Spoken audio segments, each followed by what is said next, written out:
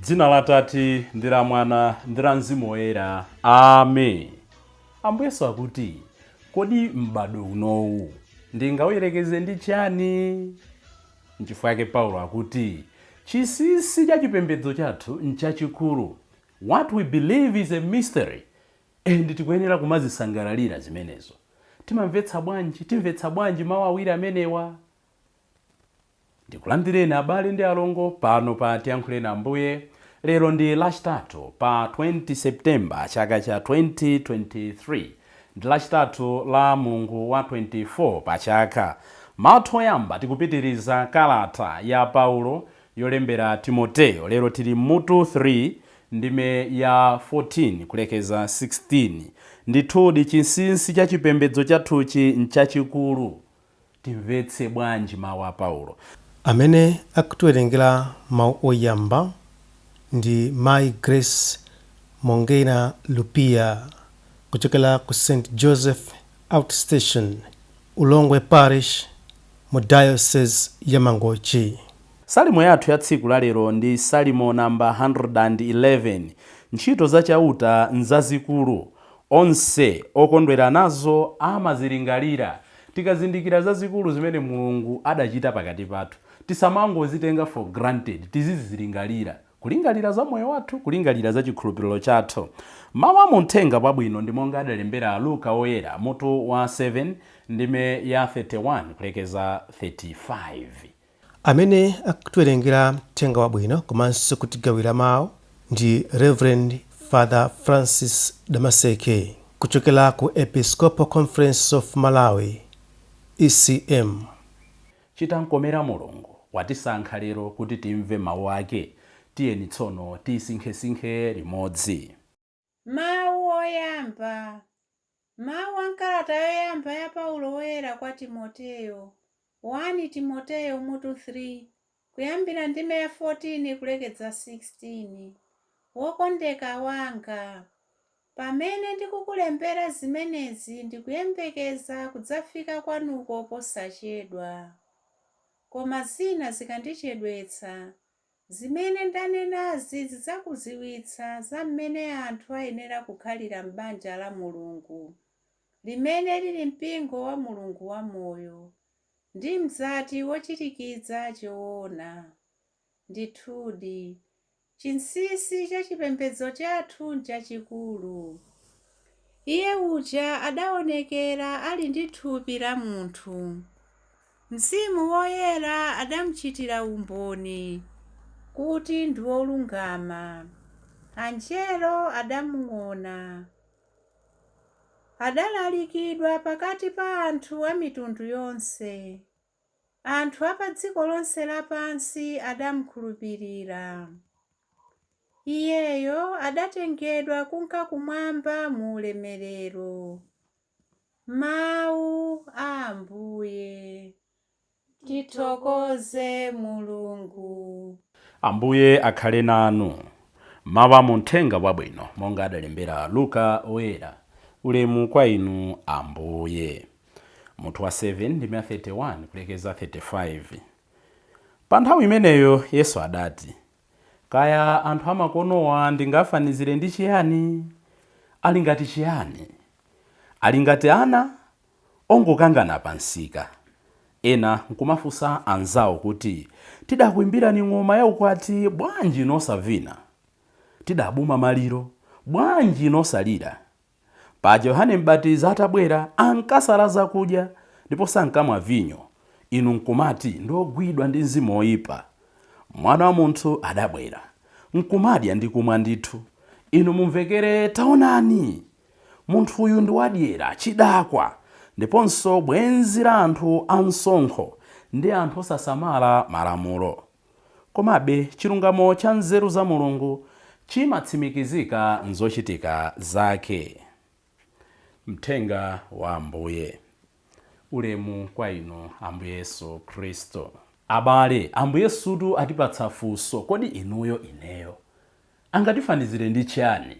Ndeya kuti tikufanafana ndi ana amene ali pa nsika. Ena kuimba nyimbo yovina akungokangana, ena sakuvina. Ena kuimba nyimbo yolira sakulira nawo. Mukufuna chani? ndi mawu amphamvu Ambuye Yesu. Poyambirira afuna ationetse kuti chinthu china chilichonse chili ndi nthawi yake. Buku la mlaliki amanena pali nthawi yolira, pali nthawi yovina, pali nthawi yoseka, pali nthawi yodandaula, pali nthawi yobyala, pali nthawi yokolola, pali nthawi yomanga, pali nthawi yogwetsa, pali nthawi yosankhanitsa, pali nthawi yomwanza. Inu ndi ine tikamamvetsa za nthawi timamvetsa bwanji mawu amenewa? Tilipo ena timachita zinthu nthawi zonse, we are behind everything. Naonapo ine pa misa ili nkati akwaya kuimba ulemu, wina wagundika akupemphera kolona. Anzake ukalandira iye afuna aziwerenga mawu oyamba. Wadzidzimuka akalandire. Anzake kumangopanga zotsalira. Ambuye Yesu akunena kuti in this life we should be orderly. Tizipanga chilichonse mu nthawi yake. Mu nyengo ya Lenti tipange za Lenti. Mu nthawi ya Pasaka tipange za Pasaka. Ambiri tilibe dongosolo lopangira zinthu mmoyo mwake. Nthawi yolira tilire. Anzako wapita kumaliro iwe watsegula choyimbira. Anzako akupita kuphwando iwe mpamene yokulira. Sizimenda choncho. Be organized. M'bado uno ndingaufanizire ndi chani? Koma tukoposaposa kumoyo wathu wauzimu tikuona kuti akufuna tikhale anthu odziwa zimene tikufuna mmoyo. Alipo anthu ena they're scattered in their heads. Lero akapemphera Katolika kuti Mulungu ndi mmodzi, mawu ali kumpingo uwo, mawu ali kumpingo uwo, sizimawakhudza. Even mu mpingo wathu kumene lero apita ku legio, sikuti ukhala mabungo osiyana-siyana ambiri ndikola kuika, koma zimadabwitsa kuti munthu bungwe lake leni ndi chani. Aluwepo legio, mwezi wina adayamba charismatic, adasiya kuti adayamba atumiki achifundo, adasiya. You can't be the jack of all trades. Mulungu ndi mmodzi inde, koma peza kumodzi kumene uzitumikira mwaufulu komanso modzipereka. Tingafanizire m'bado uno ndi chani? Know what you want in life.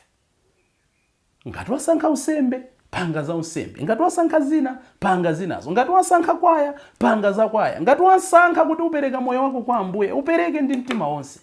Wasankha kupita ku church, know what you want. Ikakwana nthawi yojijirika, vinani bwinobwino, imbani, perekani bwinobwino mothokoza Mulungu. Anthu apita ku church kumangoyang'anira. Ndemwe adzatani. Kupita ku church kumangogona. Kupita ku church kumangosewera ndi foni. Mwadzatani. Kupita kumaliro kumangoyankha foni. Mwabwera kudzatonthoza kapena kudzionetsa zovala. Know what you want to do in life. Mwina funso lalikulu pa mawu amene lonena kuti timavina nyimbo ya ndani. Tamva zapadzana kuti adabwera Yohane Mbatizi nkumamukambira zina. Aya amene uja ndofoira sakondwa satere chifukwa choti Yohane amasala, Yohane amadziranga. Wabwera mu Yesu nkumapanga the opposite of John. Akunkambiranso zina. Ndi bwenzi la anthu ochimwa.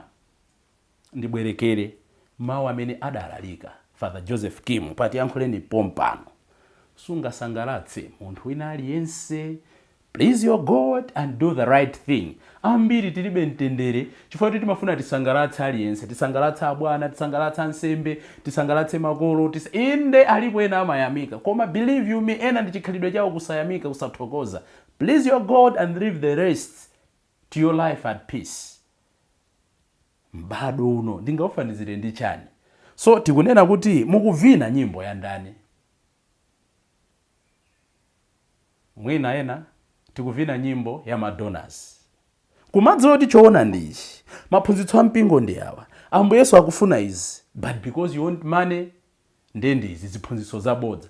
Anthu tikuyima pachulu, munthu waulemu wake jekete yambata. Iya amuna zikwatirana amuna okhaokha. Mukuvina nyimbo ya ndani. Akazi ndi ufulu wawo, alekeni inu chikukhudzani ndi chana zichotsa pakati. Mukuvina nyimbo ya ndani. No. Who is behind the song you are dancing to? Ena tikuvina nyimbo yongodzetsa mipatuko mma societies. Kutenga zikwanje kumaopsezera anthu tikukhapa ni mukuvina nyimbo ya ndani. Ndi nyimbo imodzi yokha imene tikuyenera tizivina. Nyimbo ya Atate athu akumwamba. Tikabwera mmawu athu oyamba, Paulo akunena kuti ngati tikufuna tsopano tivine nyimbo ya Mulungu wathu akumwamba.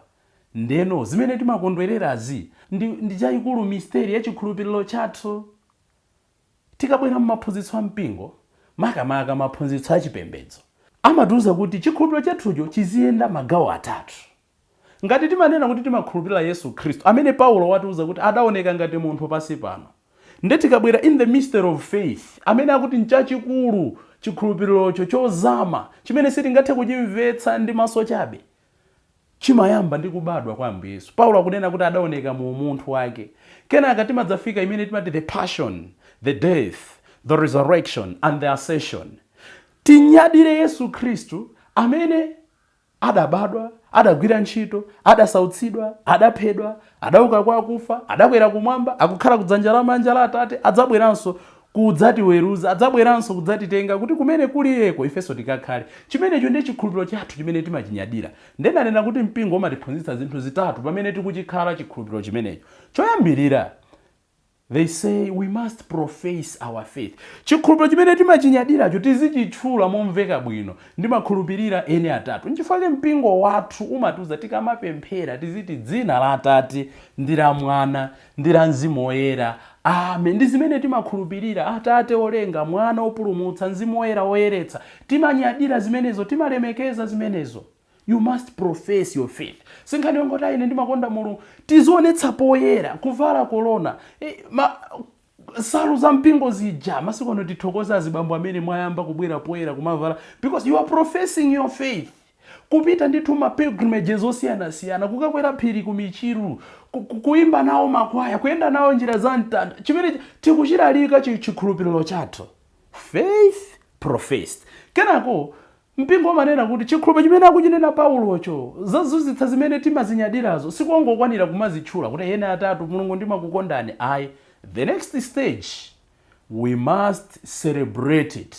We must celebrate the faith. Kuti chimene timachinyadiracho tsopano tichikondwerere pa chipembedzo. Nchifukwa Mkhristu wanzeru amapita kumphakati to celebrate the faith. Nchifukwa Mkhristu wanzeru amapita ku church Sunday iliyonse to celebrate the faith. Nchifukwa Mkhristu wanzeru pamene pakuchitika zochitika mu mpingo amakhalapo to celebrate the faith. Ndetili ena timangoti ine ndi Mulungu wanga. Chikhulupiriro chathu si ine ndi Mulungu wanga. Yes, you talk to your God, but you must also dzulo dzana timanena kuti pamene awiri atatu asonkhana m'dzina langa ine ndilipompo. Kusonyeza kuti chikhulupiriro chathu we must celebrate. Nchifukwa kwa yameneka muchikonzekere bwino. Mukayimba nyimbo zabwino, you help people to celebrate their faith. Osamango yimba nyimbo za milando, abambo mwangoka. Do you know nchifukwa cha nangoka? Muimbe nyimbo zowathandiza kuti asinkhe za moyo wathu. Ndavapo nyimbo zina za maliro kuti tsono mmene mutiyamba tukuvina, muimbe nyimbo zogwirizana ndi mwambo, helping the people to be closer to God. And finally, the third thing, poyamba tanena kuti tichitchule, tikachitchula tichikondwerere, tikachikondwerera tichikhale. Faith lived. You remember the 1992 Catholic Bishops Pastoral Letter, living our faith. Chifukwa choti ndimachikonda chikatolikachi, chifukwa choti ndimachinyadira chikatolikachi, ndetsopano ndizichikhala. Ndifana Mulungu kulikonse kumene tikupita tizichiyenda ndi kumachikhala chikatolikacho. Azita akaona kuti nchifukwa chani amapatsa kuti ndi Mkatolika, faith lived. Azita akakhala nchifukwa chani amati kumutu kwana sabweza, faith lived ndi Mkatolika. Nchifukwa chani akulu awo amamva chisoni pamene pakusowetsedwa mtendere wanu, faith lived ndi Mkatolika. Mmachikhala motani chikhristu chanu? Can people say kuti uyuyu ndi Mkatolika? Kapena amanena koma ngati Akatolika wamakhala choncho bolo osamapemphera.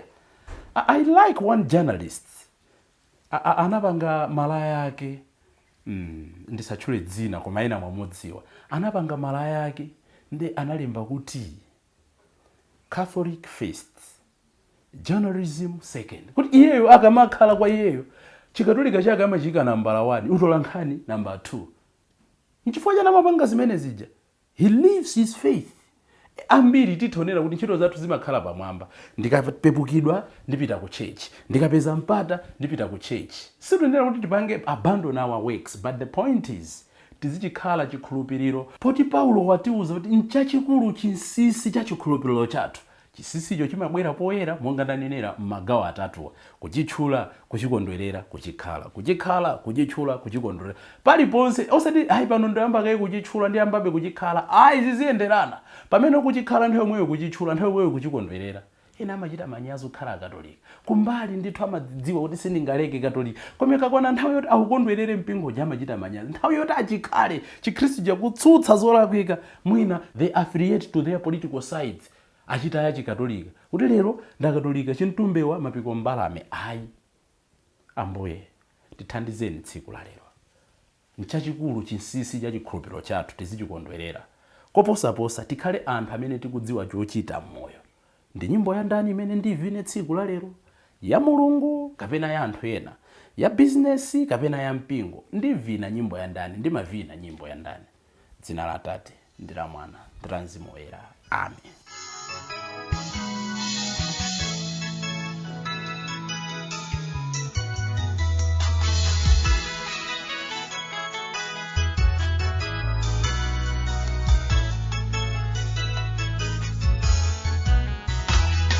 You know